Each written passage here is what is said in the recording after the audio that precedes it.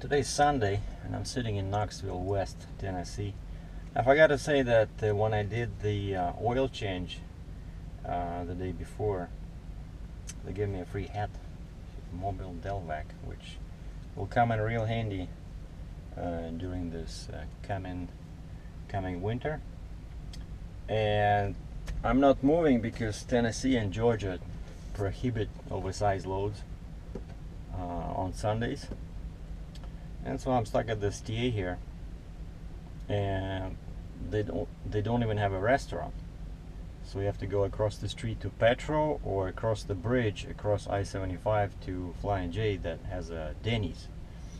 And actually I just was about to move to the Flying J, and then I realized, wait a second, I have to go on the road over the bridge, you know, with this huge load, and that's a public road, just to cross over the interstate. And today's Sunday, so I just forgot that I cannot move, right?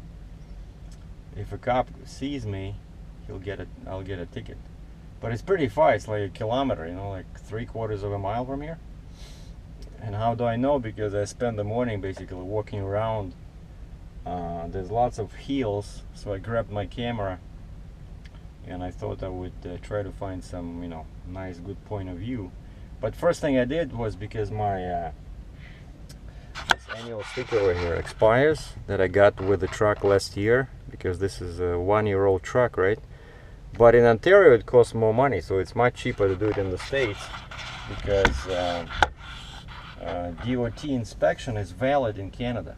They have agreements, Canadian government and US government, so annual inspections from Ontario, the sticker is valid in the States, and vice versa, right? So I was the TA here, and this morning they only had one truck ahead of me, so I said, let's do the DOT inspection on the truck and let's check the tires on the trailer, because I suspected they were a bit lower than necessary. And sure enough, the guy checked. He said they were all at 110 psi, so he inflated them to 120. So now I feel you know, confident I will reach Florida without any blowouts. Because especially going south, you know, when the temperature goes up, if your tires are underinflated, they will start heating up more, and that's when you can have some boo-boos on the road, you know. And so I did that, yeah. And then I climbed, there's a hill. I looked up on the map, it shows a couple of small lakes, and the road goes like, I don't know, 60 degrees, and there's some kind of a park in there according to Google Maps. And it says 0.8 miles. Okay, that's not too bad. So I started climbing that hill, and it's all private property. I saw some house in the distance, like nice house with a very old barn, and there's a lake, like a very small but dirty, ugly kind of like pond, you know. And I have a 35mm lens. You know, there's a fence, it's private property, you know, and I don't have a bulletproof vest, so I decided not to jump over. So I was trying to shoot pictures from the road, and that house was too far, you know. But it would have been a nice landscape, because there's big hills in the distance, you know, lots of trees, and I didn't find anything over there. So then I decided to add a category. So now if you go to my online gallery, I added a category called truck stops. So I took a picture of the Petro across the street, because there was a hill, and like the view is unbelievable. You can see pretty much the entire truck stop with all the trucks, with the, you know, main building with the restaurant, the signpost that says Petro. And then I did the same. I went over to the Flying J, and I found a small hill over there, took a bunch of pictures over there, and now I'm gonna climb on the top of my load and try to see if I can shoot a nice picture of this TA here. So full resolution photos are available on my gallery if somebody wants to get them. So that's the news. So relaxing basically till tomorrow, and my fuel is again probably at like 65% in one day. Unbelievable. Oh, and someone asked me about oil change intervals, and this is a newer truck, so for new trucks, new Max, they allow longer intervals between oil changes. Even when you do heavy haul, the shop recommended specifically 25,000 miles, not kilometers. Old trucks, like my old International, I was doing oil changes every 15,000 miles.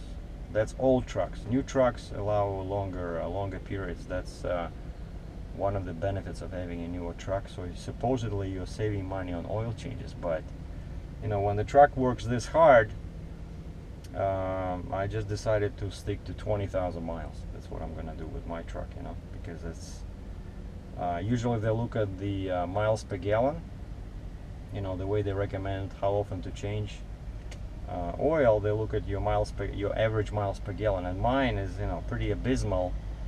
So I might as well, you know, spend a little bit of money on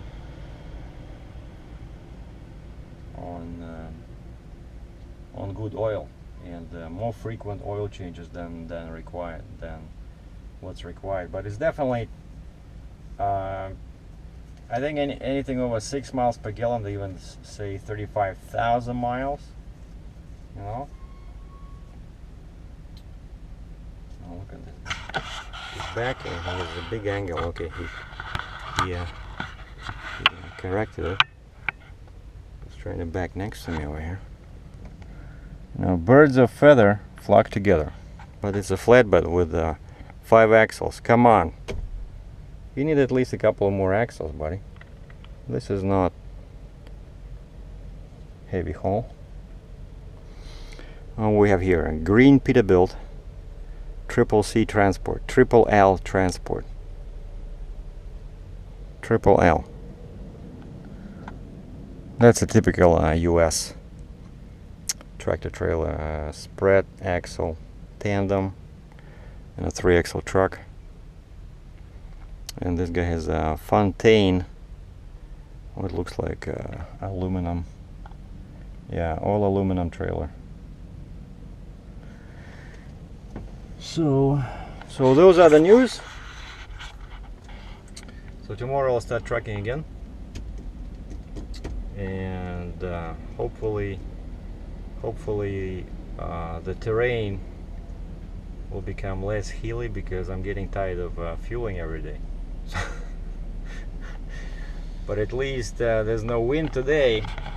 I know that flag is pretty far, but there's a US flag on the main building. It's just hanging down, barely moving at all. So I want this weather to continue tomorrow, because this wind is really not welcome. So, alright, thanks for watching. This was SERGEI DRATCHEV in Knoxville, Tennessee. Be safe.